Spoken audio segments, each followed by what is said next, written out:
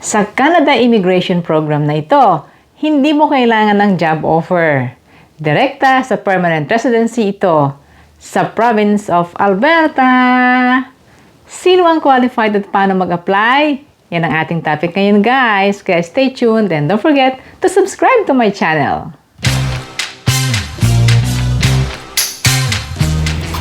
Hello and welcome back, guys. Si Ate Menchi po ito sa ating Menchi's Philcan Life. Sa ating channel, naghahatid po ako sa inyo ng mga impormasyon on the different pathways of coming to Canada. May mga job opportunities din tayo. Merong ilang mga ganap sa ating buhay bilang isang Filipino-Canadian. Kung kayo interesado sa ganyan mga topic, you may consider subscribing sa Menchi's Philcan Life. Pwede rin kayo mag-share ng video ko sa mga friends nyo. You can also follow me sa aking Facebook page na Menchi's Philcan Life. At you can join and be a member of this channel. How to join? Just click the join button below and follow po ng mga rules ng YouTube. Okay, guys? At gusto ko lang pasalamatan ng ating mga loyal na mga channel members. Hi! Thank you, Edith Cinco, Bong Manubag, kay Mr. EJ, John Canlas, kay Christopher Maramba, Marites Linihan, Andy Lauron, Che Vidal Lanado, kay Rizal Belenson, Imelda Lial, JMC, kay Joy Alicanto, Marjorie Ramos, Marciano, and Nympha. Salamat, guys, for always being there and supporting my YouTube channel. Okay? So ngayon, go straight na tayo sa ating topic, guys. Huwag na nating patagalin ito. Sabi ko sa inyo, sa Canada Immigration Program na ito, ay hindi nyo kailangan ng job offer, PR program po ito. Express entry, pero Alberta. Okay? Alberta is calling! Ito po ang Alberta Express Entry Stream. Sa ilalim po ng Provincial Nominee Program or PNP. Yan. Siguro naman narinig nyo na ang PNP, guys, no? Provincial Nominee Program. Naka-assign kayo sa isang probinsya. And this time sa ating video is about Calgary, Edmonton, at lahat ng mga lugar, bayan at city sa Alberta. Ang Alberta po ang 6th largest province dito sa Canada. Nasa western part po sila ng Canada. Sikat na sikat po ang Alberta sa kanyang beautiful landscapes, yung mga Banff National Park, yung mga magaganda doon na mga lake, at saka bahagi po ang Alberta ng Canadian Rockies. At saka naroon po ang pinakamalaking mall sa buong Canada, ang West Edmonton Mall. Ang Edmonton po ang capital ng Alberta. Sikat din po ang City of Calgary. Gustong-gusto ko nga pumunta sa Calgary kapag may Calgary Stampede. That's around July, di ba? Beautiful Alberta.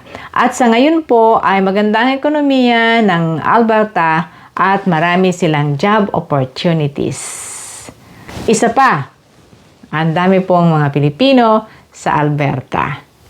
And so ngayon, ano po ba ang Alberta Express Entry Stream under the Provincial Nominee Program ng Alberta? Sa mabilis pong bird's eye view, ang stream na ito, kailangan kayo ay nasa express entry pool at doon kayo iimbitahan ng Alberta para sa kanilang provincial nominee. At pag nag-apply kayo sa kanilang provincial nominee, titingnan nila kung kayo nga ay qualified, tapos in-nominate nila kayo sa express entry. Yon. Alam nyo naman, sa express entry, kapag ikaw may provincial nomination, may dagdag ka kaagad na 600 points. No? Isang requirement po dito sa stream na ito ng Alberta Express Entry Stream ay kailangan umabot kayo at least sa 300 points sa express entry. Yan. Plus 600 points, that will be 900 points right away, of course.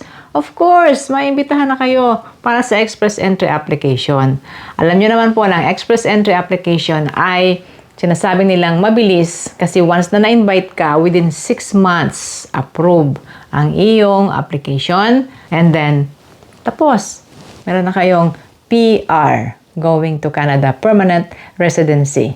Pero ating himay-himayin ng konti yung ating explanation.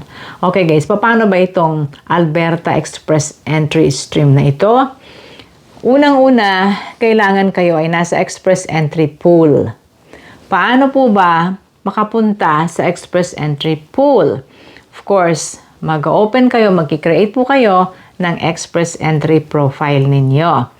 Sa Express Entry Profile, ang basic na requirements dito, kailangan ay you are either applying for the program of Canadian Experience Class, Federal Skilled Worker Program. Ako po dyan ako nag-apply sa Federal Skilled Worker Program, and another program is ang Federal Skilled Trade. Yung tatlong yan po ang nasa ilalim ng Express Entry. Okay guys? So alin man dyan, mag-apply muna kayo at alamin nyo muna yung mga requirements. I have another video about this. Medyo Express Entry, then Alberta Express Entry Stream. Dalawa na pong dalawang video na yon. So, apply muna kayo sa Express Entry. Kailangan mayroon kayong at least 300 CRS, no? Comprehensive, Comprehensive Ranking Score. Hinisip ko pa. Kailangan meron kayong at least 300 points sa Express Entry para kayo ay ma-qualify for Alberta Express Entry Stream. Kailangan po kayo ay kasama sa mga sector po ng highly skilled tech professionals. Pwede rin kayong nasa health sector or nasa in-demand occupation. Ipapakita ko rin sa inyo yung mga in-demand occupation po ng Alberta. I will link in my description box ito pong website ng Alberta para mabasa nyo lahat yung mga detalyes po sa kanilang website. Kasama na dyan ang mga Provincial Nominee Program. Ang requirements guys dito, unang-una, you have to be in the Express Entry Pool. You must have expressed your interest in migrating to Alberta, and then must be working in an occupation that supports Alberta's economic development and diversification. And then you should have a minimum CRS point na 300. So, dapat kayo ay magsasign po kayo ng expression of interest sa Alberta.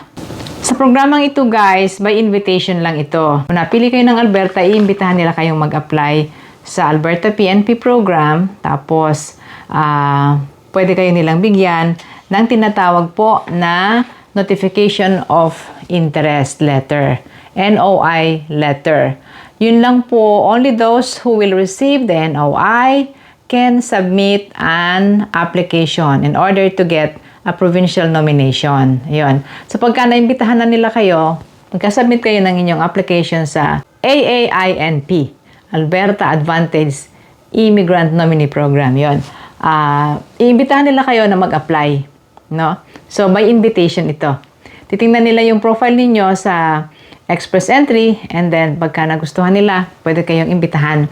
Magka-submit kayo ng inyong application sa Alberta PNP, AAINP, and then kapag kayo ay kanilang napili, bibigyan kayo, of course, you will get 600 points extra, plus the 300 points pa before, no?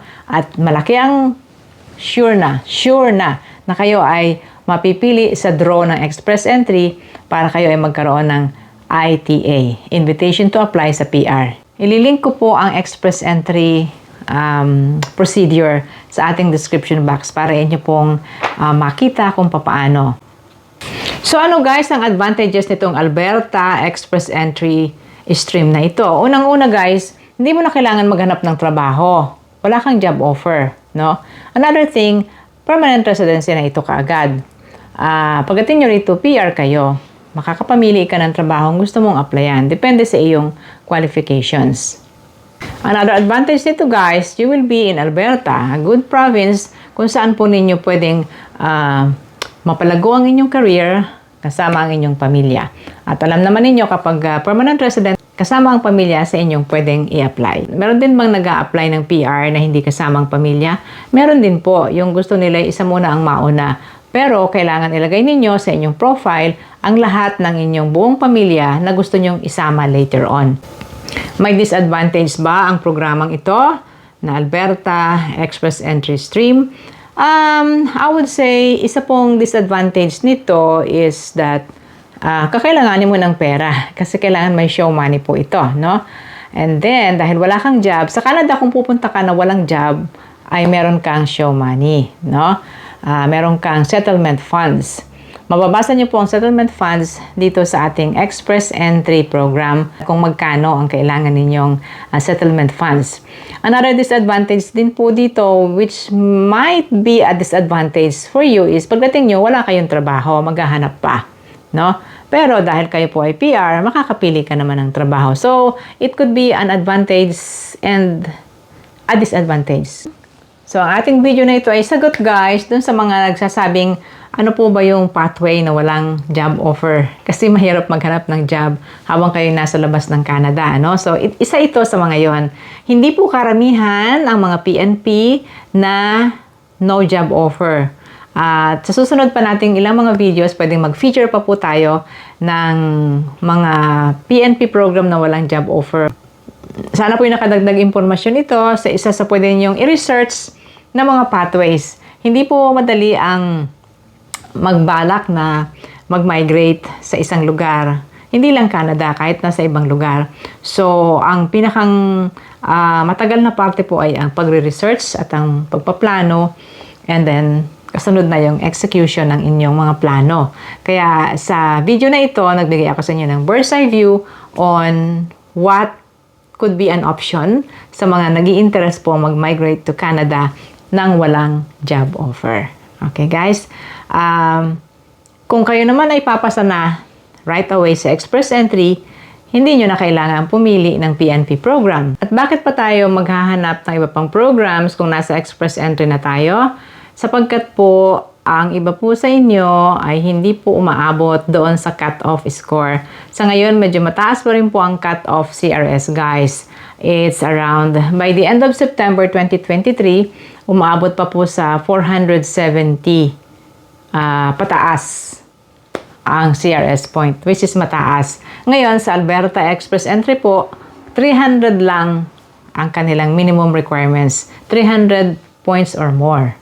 Pasok ka na sa kanilang programa, no? But remember, this is by invitation only kung kayo po yung napipili ng Alberta. Sana po ang ating video nakapagbigay ng idea sa inyo, guys. Kung kayo interesado sa ganitong klase ng mga topics, sa mga videos ko, you may consider subscribing po sa Menchie's Philcan Life. Pwede rin po kayong mag-follow sa aking Facebook page na Menchie's Philcan Life, or you can share my video and join and be a member of this channel. Thank you sa ating mga channel members.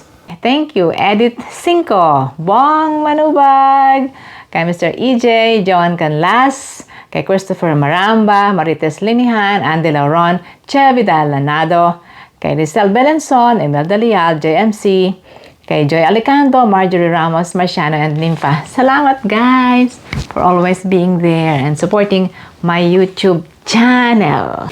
Yan na muna guys, si Ate Menchie mula po sa Toronto, Ontario, Canada. Nagsasabing salamat sa inyong panonood. Until next time, bye-bye!